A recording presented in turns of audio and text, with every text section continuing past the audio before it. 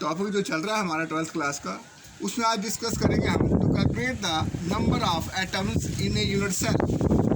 सी here, मैंने यहाँ simple unit cell बनाया हुआ है। इसमें सबसे खास चीज़ देखने वाली ये है कि ये क्यूब के 8 कॉर्नर्स होते हैं, 1 2 3 4 5 6 7 8, और ये जगह जो है इसको हम कॉर्नर बोलते हैं, this is corner of the cube. और ये जगह जो है, ये सेंटर जो है, इसको बोलते हैं फेस। ये जो बीचों बीच लाइन आ रही है, फेस के बीच में पॉइंट है, एटम है, और दिस इज फेस डायगोनल। और ये जो लाइन है, this is edge centre, this is edge centre. और ये जो पूरी लाइन है, this is called edge, edge of the cube. देखिए ये लाइनें सारी एज हैं और बीच में एज सेंटर है, और बीचों बीच यहाँ से लाइन यहाँ जो ज्वाइन कर रही है, this is called body centre, body diagonal. Body diagonal के बीच में बॉडी सेंटर है, तो atom at the body centre, और ये बॉडी डायगोनल है। और ये लाइन देख रहे हैं आप नीचे, ये फर्स्ट जैसे फ्लोर बना हुआ है, this is called face of the cube, and this point is called face centre of the cube. Students, आपको सबसे पहले क्यूब को अच्छी तरह से समझना होगा, कौन सा पॉइंट कहाँ लाई कर रहा है, उसके बाद हम इनको अच्छी तरह से समझा सकते हैं। तो हम आप देखेंगे contribution of atoms at various positions of A cube. कौन सा एटम जो है एक क्यूब में, उसका क्या रोल है, वो हम आपको दिखाते हैं। तो सबसे पहले हमारे पास है एटम एट बॉडी सेंटर।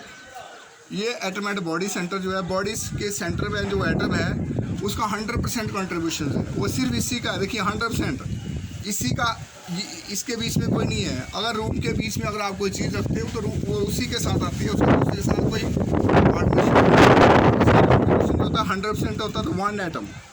उसके बाद आता है एटम एट फेस सेंटर। ये सिंपल क्यूब है, इसके फेस के सेंटर में जो एटम है उसका क्या कंट्रीब्यूशन होता है। देखिए यहाँ जो होगा एटम सेंटर में, उसका 50% कंट्रीब्यूशन होता है। आप ये मान के चलिए कि एक रूम है, और अगर एक रूम के सेंटर में ये दीवार मान लीजिए, तो उसके रूम के जो सेंटर में होता है उसका कंट्रीब्यूशन 2 रूम में होता है, एक उस साइड और एक इस साइड।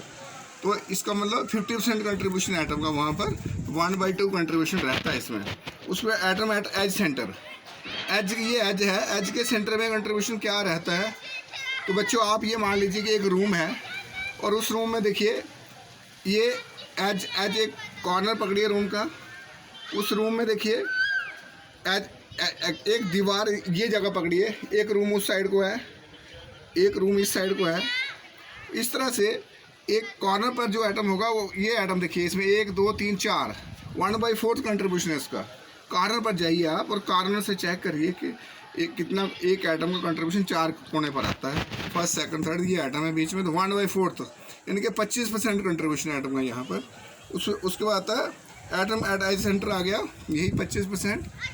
अब उसको सबसे पहले आपको ये चीज़ देखकर एक समझ आ गई होगी कि कॉर्नर कितने होते हैं, 1 2 3 4 5 6 7 8 कॉर्नर 8 होते हैं। फेस कितने, 1 2 3 4, एक फ्रंट फेस और एक बैक फेस, 6 ही हो गए। एजेस कितने होते हैं, एजेस कितने होते हैं, 12 होते हैं, 12 एजेस होते हैं। आप बोलोगे वो कैसे होते हैं सर, 1 2 3 4 5 6 7 8 9 10 11 और 12, तो 12 एजेस होते हैं। और बॉडी सेंटर, एक बॉडी का सेंटर होता है क्यूब का। इस तरह से हम इसको कैलकुलेशन कर रहे हैं।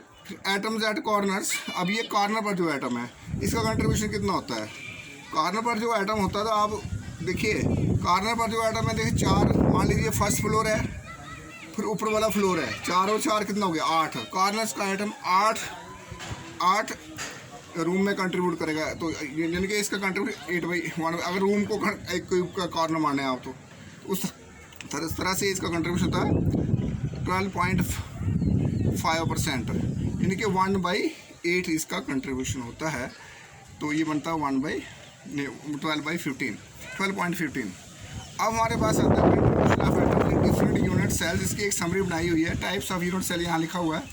फिर number of atoms at corners, number of atoms at faces, number of atoms at centre, और टोटल नंबर ऑफ एटम्स कितने हैं। सिंपल क्यूबिक यूनिट सेल में 8 × 1/8, क्योंकि कॉर्नर पे 8 एटम्स होते हैं, 1/8 कंट्रीब्यूशन है। तो इसके number of atoms at faces पर होते नहीं है इसके कुछ भी, number of atoms at centre भी 0 होता है, तो टोटल कितने बनते हैं, इसमें 1 बनता है इसमें।